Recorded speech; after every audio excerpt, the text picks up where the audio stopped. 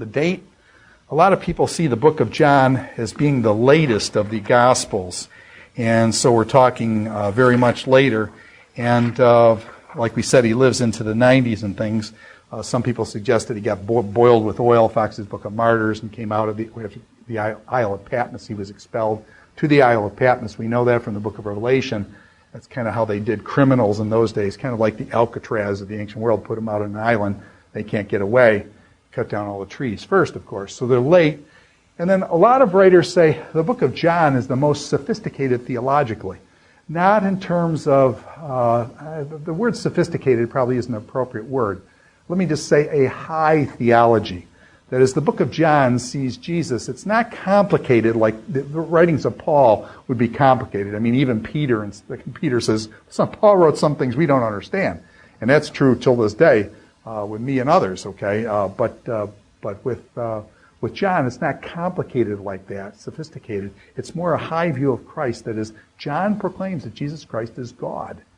Jesus Christ is God in the book of John. So when you want a theology, a Christology of Jesus Christ being the Son of God, being God himself in the flesh, John is the place where you go for that kind of high theology. And what happens is a lot of critics will inject and say, well, we think the church basically in other words, you had this man Jesus who was a great prophet. And Jesus went around doing things. He was kind of like a sorcerer or prophet who did things. And then what happened is the church later on came and made Jesus Christ into this God figure. And so they say the theology is late then. This is reflecting second century church accretions to the New Testament. And again, that's really wrong. Everybody likes Jesus as the good prophet.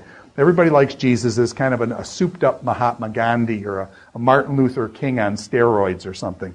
And so they like Jesus kind of as this prophetic figure. But as soon as you say Jesus Christ was God, that's where people get bent out of shape.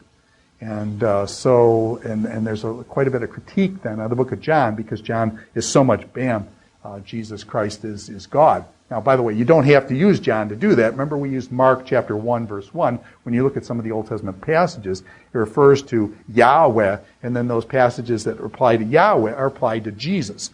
So even in Mark 1, you get the same kind of thing, and you get the same type of thing with Paul, with the book of Revelation as well.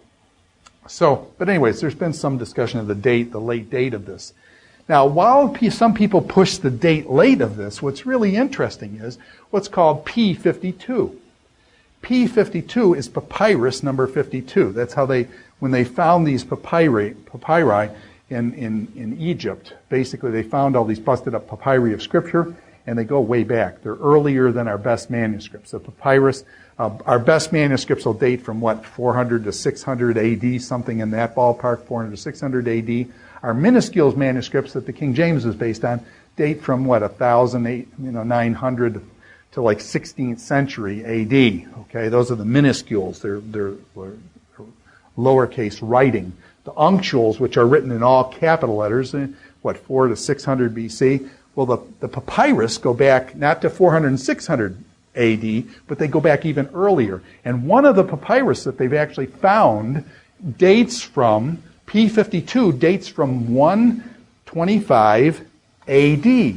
That's within 30 years of when John lived. They've got a piece of John chapter 18, verses 31 to 33. They've got a piece of John chapter 18 they've got from 125 AD. That's within 30 years of when John wrote it. Now what's interesting, the papyri. Where do they find papyri? If you put papyri in Palestine, what's the problem? If you put papyri in Israel, there's too much moisture. And the moisture, what is papyrus? Papyrus is a plant that has fibers that go this way, fibers that go this way. They press it and make a paper out of it. Okay? But what's the problem? You take that paper into Palestine, the moisture will destroy it in a matter of 200-300 years. This has got to last 2,000 years. So Egypt is the only place that's dry enough to preserve these papyri. So they go down into Egypt and they find then this Mount Papyri, and it's got Scripture in it, and some of them texts are from the New Testament.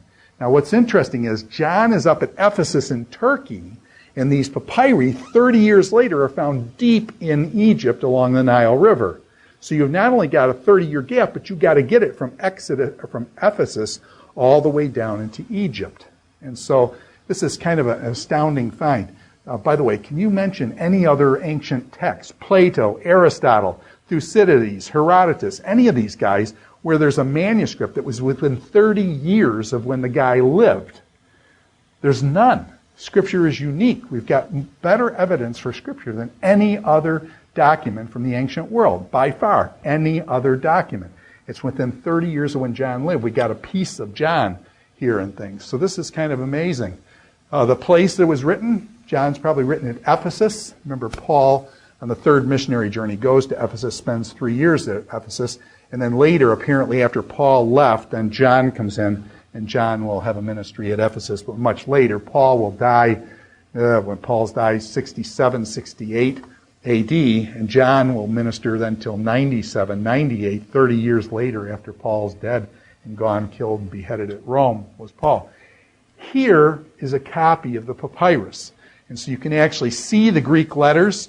Some of my Greek students will recognize this Kappa, Alpha, Iota. That's the word chi, the word and. And so if you look at this, by the way, you can see how fragmentary it is. Largely the stuff was really brittle and just broke down. I mean, it's been there for 2,000 years. And so it's very fragmentary. You can actually, if you look carefully, I'm not sure whether the camera will pick it up, but the fibers here, you can actually see the fibers of the papyri. And so then it's written on kind of like paper and broke up, but you can see the writing. And when you look at the writing on this, you can deduce where it's from. It's from John chapter 18. This papyri, dated by epigraphers to 125 AD. So, and that's generally established as right.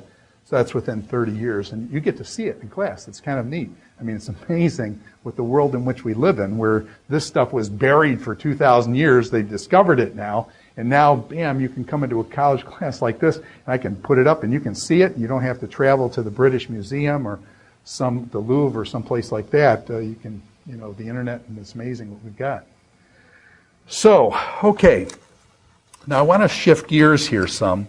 And what I want to ask next is, what are the five purposes for the book of the writing of John? So I'm going to go through this BCGGS, kind of acrostic, and this is the purposes for the writing. In other words, why did John write it? We've got an author, John, or whoever wrote it, and we've got an audience. And so there's an interaction then between the author and the audience. And it's very important to understand that what was going on between the author and the audience that precipitated the writing of the book. And so John, we want to look at the reasons why he wrote it. Now what's interesting is that John actually tells us explicitly. While a lot of the writers, we have to figure it out using deductive and inductive purposes, we deduce that from looking at the text. John doesn't leave you that. He just puts flat out, he tells you flat out. I like his candor. He's just puts it right out on the table. John chapter 20, verse 30. Why did John write the book? Here's what John says. John chapter 20, verse 30. Jesus did many other miraculous signs in the presence of his disciples, which are not recorded in this book. But these are written, why? That you may believe that Jesus is the Christ, the Son of God. Why did John write? He writes these things. He didn't write everything. He said, write everything that Jesus did. The books of the world couldn't contain all the stuff. But he said here, but these are written that you may believe that Jesus is the Christ, the Son of God, and that by believing you might have life in his name. Notice the theology of the name. Notice the theology of life as opposed to death that we just saw, transitioning over, crossing over from death to life. Those are echoed now in John here. So the Son of God, that by believing in his name, you might have life. How does one have life? One has life by believing in the name of Jesus. And so as the Son of God. And so John puts that flat out. And then he says, for example, for God so loved the world that he gave his one and only Son, that whoever believes in him will not perish, but have everlasting life. Again, that notion of believing connected to having life. John 3:16, very famous passage. By the way, and I'll just say this here now, and then later on we'll see whether we repeat this. But did you notice when I read, "For God so loved the world that he gave his only begotten"? I'm a King James person. I was raised in a very conservative church that used the King James Version only. And so for God so loved the world that he gave his only begotten Son. But it's very interesting. When you look at the Greek there, the word is not only begotten.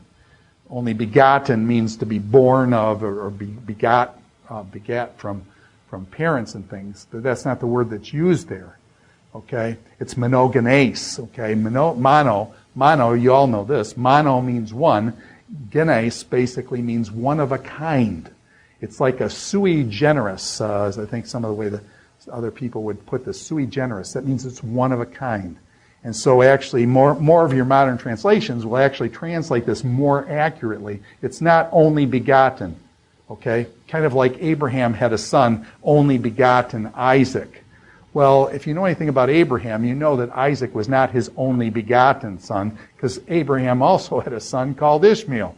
And he actually, after Isaac, he had many other sons as well that are listed in Genesis 12 and following. So what this is that Jesus Christ is his monogenes, his one-of-a-kind son. And so that's translated, for example, in the NIV, for example, for God so loved the world that he gave his one and only Son, that whoever believes in him will not perish but have everlasting life.